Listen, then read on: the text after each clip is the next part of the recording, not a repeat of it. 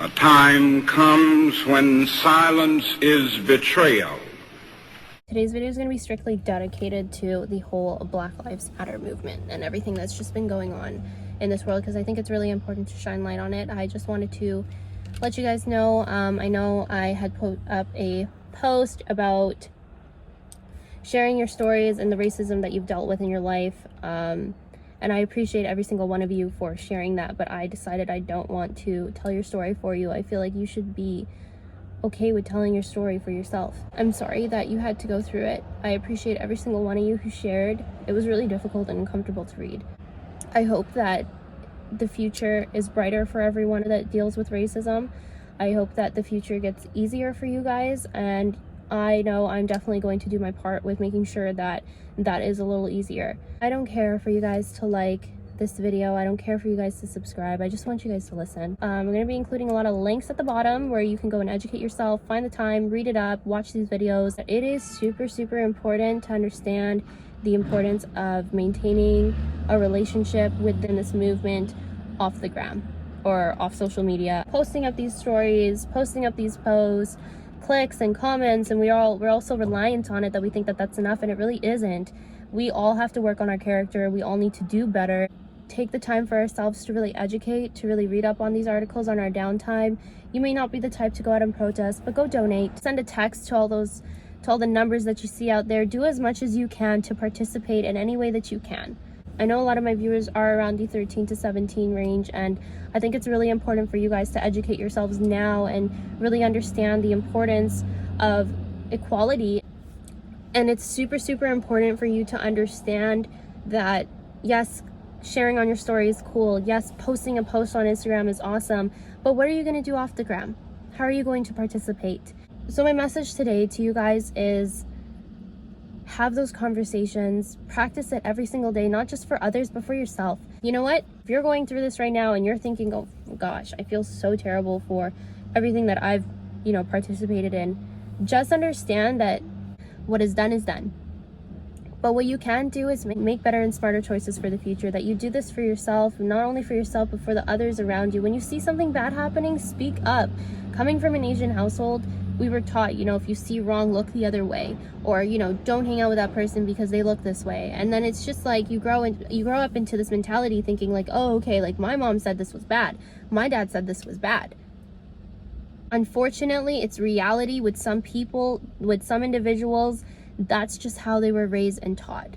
And if racism can be taught, love and equality and fairness can be taught. It can be learned. It should be practiced.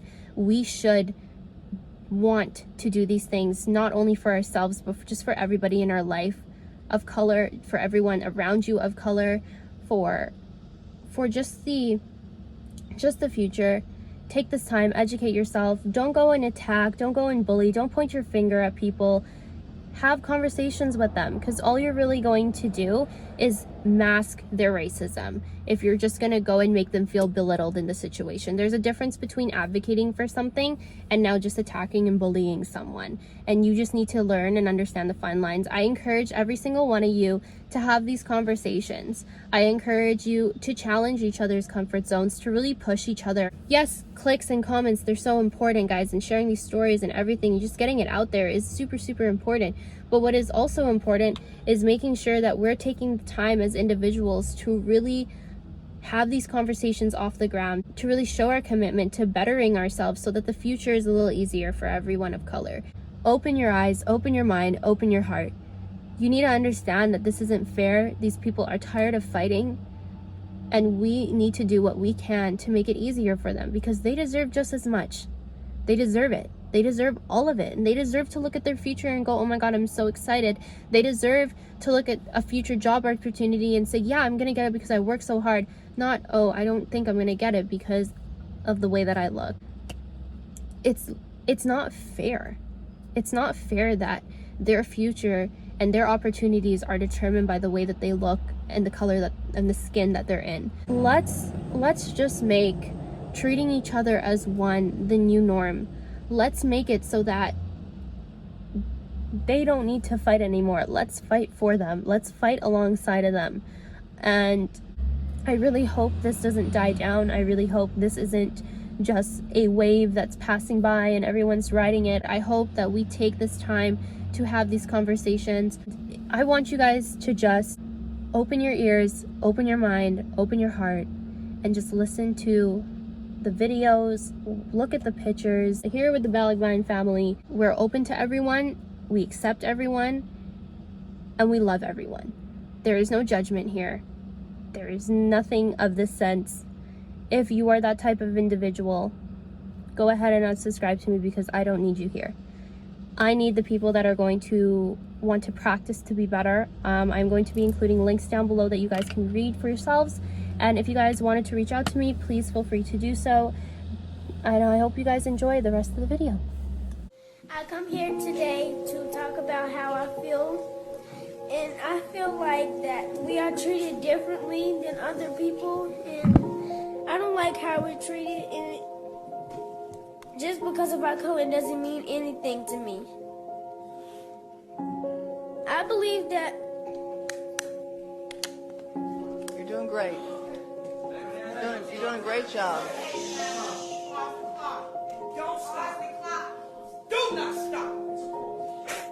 we are black people and we shouldn't have to feel like this. We shouldn't have to protest because y'all are treating us wrong. We do this because we need to and have rights.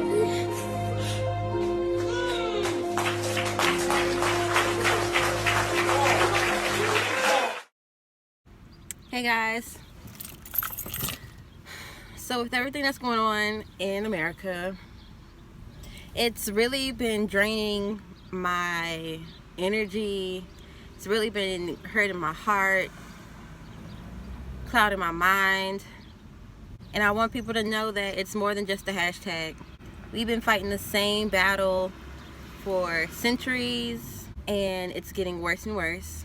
We're not asking for much. We want the same level of respect that everybody else gets. We are a race full of fighters, inventors, creators, and we will not stop until justice has been served for everybody.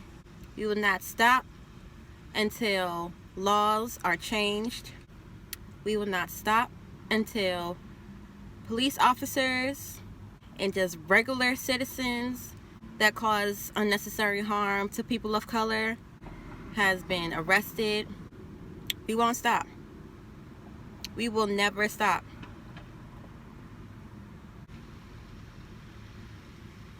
We may be tired, but the fight is not over. We will never give up. So hopefully, and I'm praying that one day we don't have to fight about getting equality.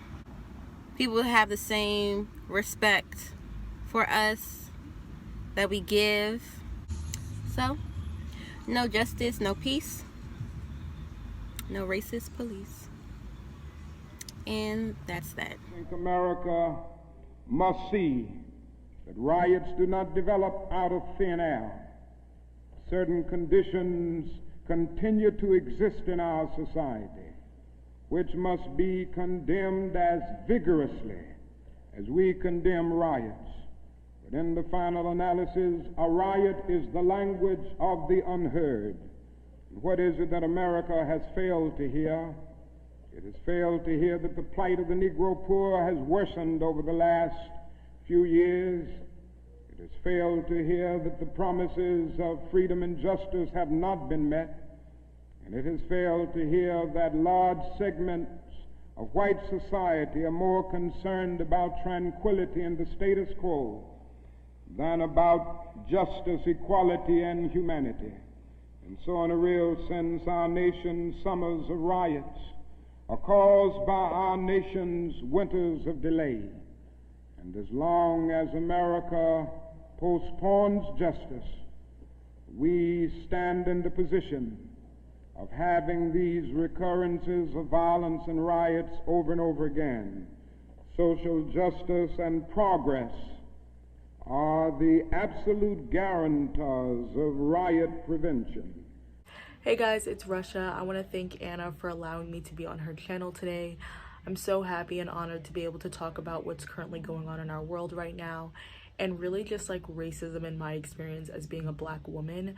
So it's honestly just been so eye-opening to really see that so many people didn't realize how huge racism was in America and how much of a problem it is. It's been unbelievable how many conversations I've had with people, and they just never realized that Black people think about race all the time. We're judged by our race all the time, and it really sucks and it's really exhausting, having to always think about, oh, how your tone is, how you're gonna speak, what you're gonna wear if you go shopping at certain stores so that people actually talk to you. It's so many things that you think about, and it's crazy that I think so many people truly had no idea how huge racism was in this country. And I think that I'm so happy that so many people are starting to understand their own conscious and unconscious biases against Black people, because I feel like racism can definitely be conscious, but it also can be subconscious, and it can be things that you say, small little things that you say or actions that you do towards Black people that can be racist, but you may not necessarily think it's racist because you're not saying it verbatim. So I'm really glad that people are starting to acknowledge the things that they've done, the things that they're doing, and really taking the time to understand their privilege that they have. It's really hard being a Black person in America. You fear for your life a lot. And you just fear like people not accepting you and rejection, I guess. But I just want to say that I'm so glad that this movement has reignited. I'm sad that it had to really do with multiple deaths actually, in order for the, gas to be on the pedal and for people to really ignite this movement again and really get things moving, and for people to truly understand how much of a problem this is. But I'm glad that this is really getting a lot more attention, and I'm really seeing the incredible changes that have been made in this past week, all over the country with different governments, state governments and things like that. And I just hope that people continue to support Black businesses, support Black people, support Black Lives Matter when this all sort of dies down and the news stops covering it. You have to remember that just because this is really popular and trendy now, it's not a trend. It is not a trend. This is real life, and people are living this struggle every day, including myself and other Black people. And I would just really love if people continue to become an ally and be an ally throughout their entire life. Keep your foot on the gas and just keep on pushing, keep on having those uncomfortable conversations, keep on supporting Black people, Black businesses, go out and protest, donate, do whatever you can, and keep doing this throughout your life, because being an ally is so important, but you also have to keep practicing being an ally, because we all make mistakes, we all mess up, but it's important to acknowledge that, to learn from that, and to try your best not to make that mistake again. So thank you so much for letting me speak. Funny how the media covers white riots versus Black protests. Breaking news. Seems like when the protesters are Black, the media uses some pretty harsh words. The bad guys. Lawlessness, looting, Wild animals. Criminals and thugs. Thugs. Isn't it the right word? However, if you're white and you're tearing up the city because of a game, you're just young people. Young people danced on a flipped-over car as UK fans did stupid things. Some maybe got a little out of control. Seeing a scene like this just shows how passionate the UK fans are. It's so tough to lose, and unfortunately the ugly side that we sometimes see in sports. And notice how the police always show up to a Black protest in military-grade equipment, and yet the media claims they're just doing nothing. It's inexplicable why the police are doing nothing. Let's mobilize the National Guard. If I'm a riot and I see the police doing nothing, I might feel like I have a license. You would. But at white riots, the cops actually are standing around doing nothing. Another group of cops over there just standing there. No one was really doing anything. These guys look like they could be watching a parade. And why is it that the leadership of the black community is always called into question? Where is the leadership? Leadership. The black leadership. The absence of leadership. And it goes back to leadership, but that leadership has to come from the community. But no one ever questions the leadership of white parents who let their kids burn down and vandalize the college campus. These are just young college students who think they're playing some kind of a game with police officers. You know, sometimes they don't even call a white riot a riot. Party gone awry. Some fans got a bit too rowdy after the win. A dispute. A bloody brawl. There was some type of altercation. Waco, 170 arrested, 9 people dead. They're not thugs. Baltimore, no deaths, but it's a riot, chock full of thugs. Thugs. Just thugs. What if the media portrayed white rioters the same as black protesters? Let's switch the audio and see how it plays out. Breaking news, violent protest. What you're looking at is the unraveling of the civil society. Criminals and thugs. And they're raising hell, and they're destroying property. These idiotic thugs, rioting and looting, are hurting their own people. Wild animals burning buildings down. Especially if they know the media's all there, right? Got the cameras on everyone. It's become its own reality show. Who acts like that towards a police officer? Think for yourself. Don't let racist media color your perceptions. Demand fairness in media coverage. Tell the media to put an end to calling black people thugs. There I go again, asserting my black privilege using a dead man's name without his permission. Black privilege is a myth, is a joke, is a punchline, is the time a teacher asked a little boy what he wanted to be when he grew up, and he said alive is the way she laughed when she said there's no college for that, and it's tiring, you know. For everything about my skin to be a metaphor, for everything black to be pun intended, to be deaf intended. Black privilege is the applause at the end of this poem. Is me giving you a dead boy's body and you giving me a 10. Is me being okay with that. Do not stop. We are black people and we shouldn't have to feel like this. We shouldn't have to protest because y'all are treating us wrong. We do this because we need to and have rights.